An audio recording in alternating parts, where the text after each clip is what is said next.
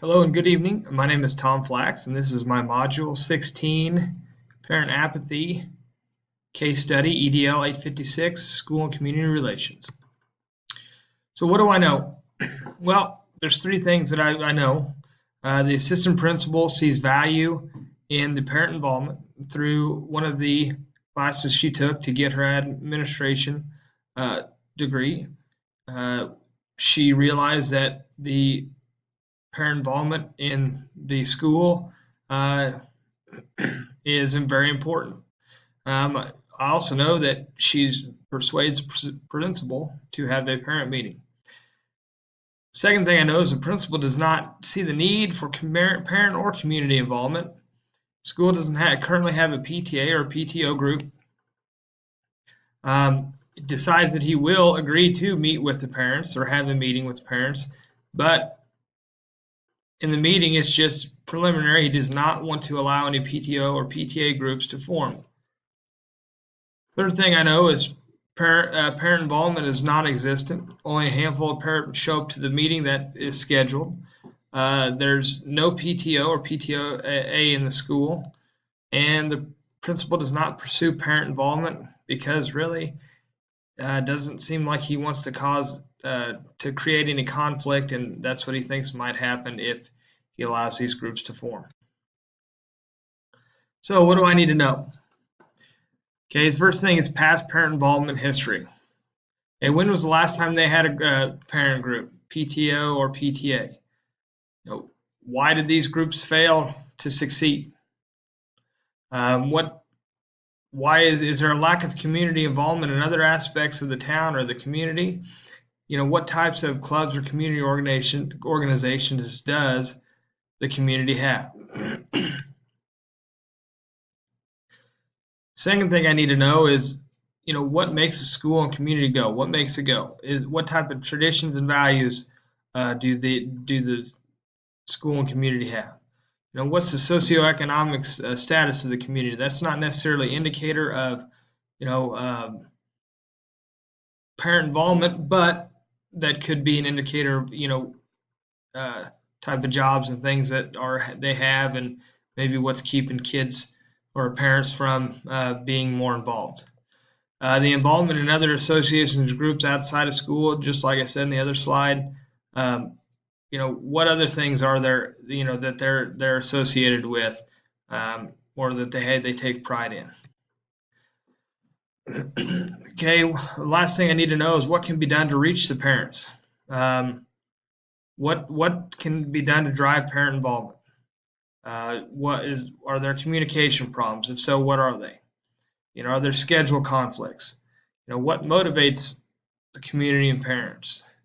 Do they feel like their involvement is wanted? I think that's a big thing because it seems like the principal hasn't really put it out there, and doesn't feel the need. And so, is it a situation where they don't really feel like they're wanted to be a part of the school? So identifying the problem, there's three things that I found to identify the problem: lack of administrative support, lack of parent involvement, and lack of communication. Administrative support, principal doesn't see the need for the community involvement. Pursuing involvement only is going to cause conflict in his mind. Lack of parent involvement, parent community involvement is very poor. Parents have been left alone, essentially, not invited to help out, or they were invited at some point in time, but the low turnout, caused the principal just to say, you know what, enough is enough. Lack of communication. There's a small turnout to the meeting, but the meeting really wasn't advertised outside of sending a note home with the students. In my opinion, it's setting up for failure by not promoting the meeting more. So, plan of action. Set goals, communicate, and get them to the meeting. So, set goals. Meet with the teachers. Obtain their interest in pursuing more parent involvement. Create a timeline for the next parent meeting. Identify the pros and cons of parent groups. Start small but dream big. I think those are important things. Communicate, advertise. use all types of media to get the word out. Whether it's your school website, Facebook, Twitter, maybe an all call if you have that type of system, or like a texting system. Be proactive with the information. More detail, the better. Be visible within the community. As an administrator, I think it's very important. You need to be out there. So for the assistant principal to want to get this going, she needs to be visible within the community. Okay. Last thing, get them to the meeting. I think food is a great motivator. I think it can motivate about anyone to show up to a meeting. Make it family friendly. Okay, say, hey, bring your kids. Let's everybody get together. Once you have them at the meeting, make them feel important. Get them to understand that that their involvement is going to help. Get the staff involved to help create and build relationships with parents and the community members. So what is best for the students? Problem resolution. Success for students should be the number one goal in seeking more parent involvement. Encourage and motivate parents and staff to communicate more. I think sharing more of the positive things that are going on with their children in school is a good thing.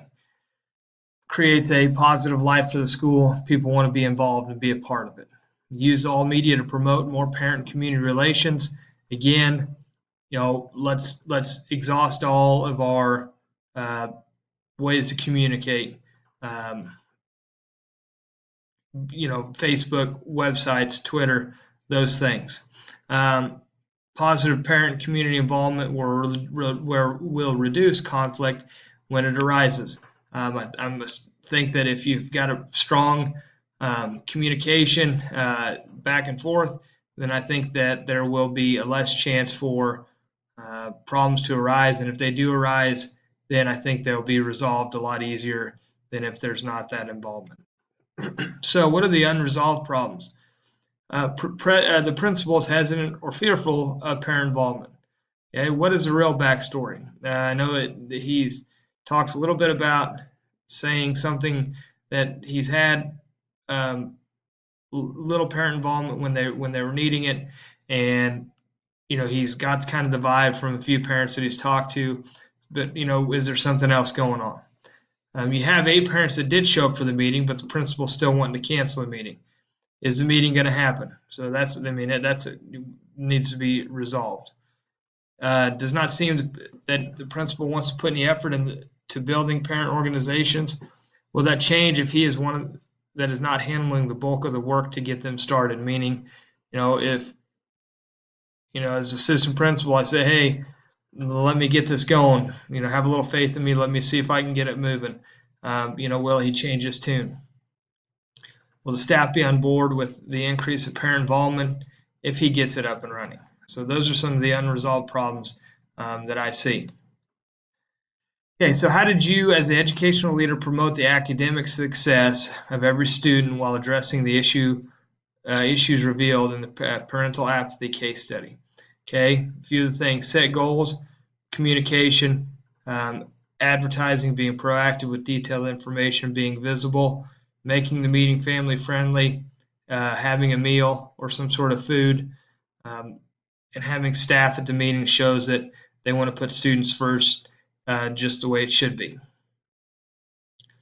Okay, reflection on Standard 7, Component 2. How did you, as the educational leader, promotes the personal well-being of every student while addressing the issues revealed in the parental apathy case study? Create a positive line of communication. Show that there are good things happening in the school. Build relationships that are positive that can bring the parents, community, and school together to benefit all students. Allow the staff to be a part of the positive change. I think those are the things that we're showing through the case study. The reflection on Standard 7, Component 3. How did you, as the educational leader, promotes communities of engagement for families and other stakeholders in the school's community while addressing the issues revealed in parental apathy case study? Okay, a couple things. Creating a family-friendly meeting environment. Being visible in the community. Promoting the positive things, again, promoting the positive things that happen at the school. Creating a better line of communication and being proactive by providing detailed information about upcoming meetings and events. Okay, to wrap things up, parental and community involvement is key to the success of all students. Within that, you got to build positive relationships with the community because it increases student pride in their community and in turn increases the community's pride in their school. Students tend to have higher achievement rates and go on to pursue education after high school more often than not when there's positive things are happening and you have more parental and community involvement within the school. Thank you. Hope you enjoyed my presentation. Have a good evening.